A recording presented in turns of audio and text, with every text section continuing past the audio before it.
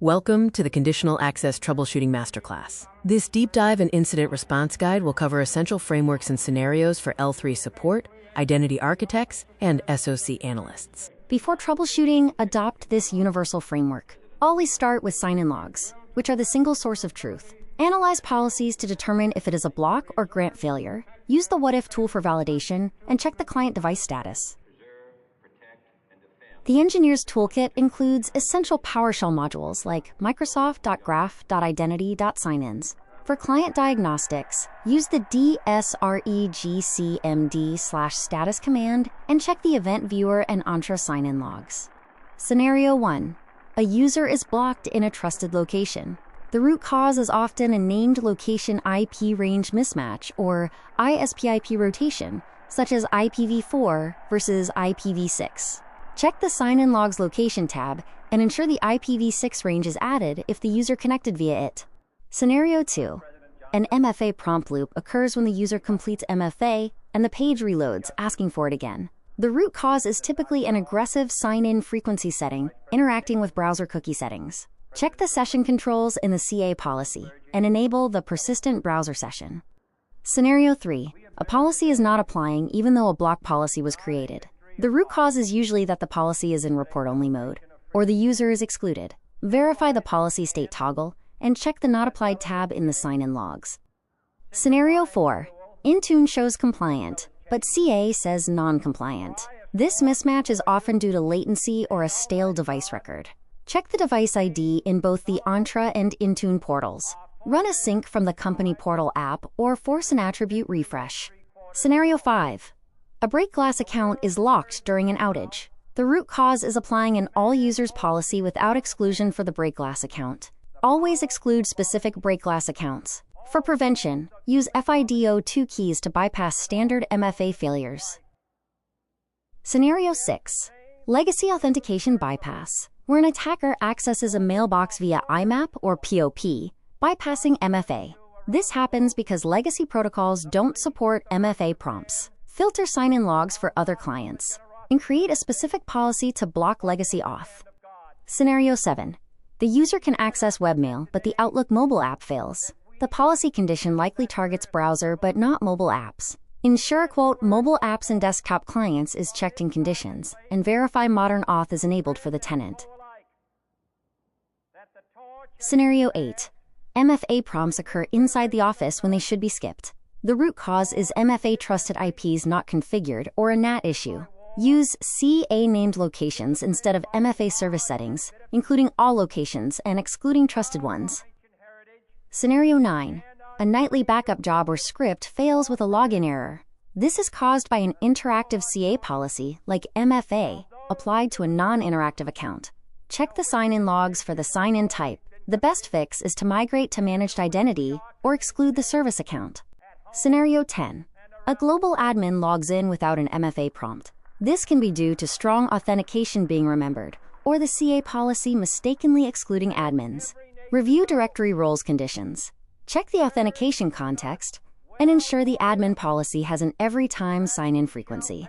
Scenario 11. The user resets their password and is immediately blocked by conditional access. This occurs because identity protection marked the session as high risk due to an anomaly. Check the Risky Sign-ins report and the Block Access when user risk is high policy. The user must perform a secure password change to self-remediate. Scenario 12. VPN login fails. This usually means the VPN is configured for Radius, which is a legacy method, and the legacy auth block policy is blocking it. Short-term, exclude the VPN public IP from the legacy block, but long-term, reconfigure the VPN for SAML-OIDC. Scenario 13. A user can access Teams but is blocked from SharePoint Online. This is because different CA policies target specific cloud apps. Check cloud apps assignment and policies. A best practice is to group related applications, such as the M365 suite. Scenario 14. External guests access resources without MFA.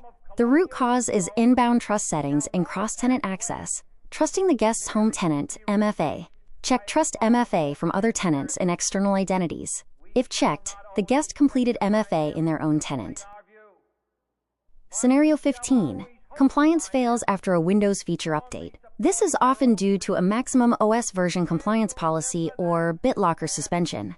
Check the OS version limits in the Intune compliance policy and the BitLocker state. Resume BitLocker and sync to fix the issue. Scenario 16. The user is blocked for impossible travel but used a VPN, causing a false positive. This happens when the VPN exit node is geographically distant. Check the Sign-in Logs Risk Info tab.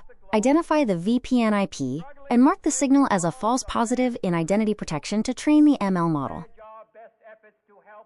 Scenario 17. The user hasn't been prompted for MFA in 90 days. This is often desired single sign-on behavior due to the default rolling window of the primary refresh token on HAADJ devices. To force prompts, use the sign-in frequency session control.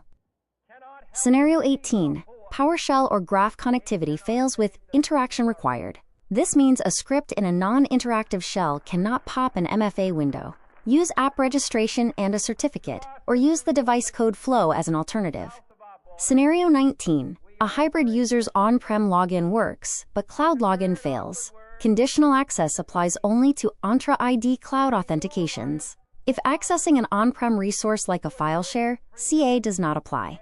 Scenario 20. Entra says success, but the application says access denied. The root cause is the application requires specific claims, such as group ID, which are missing from the token. Check the enterprise app attributes and claims, or verify if the CA terms of use were not accepted. For troubleshooting device trust policies, dsregcmd/status is critical. Key fields to watch are Azure AD joined and Azure AD PRT, which must be yes for SSO and CA device claims to succeed.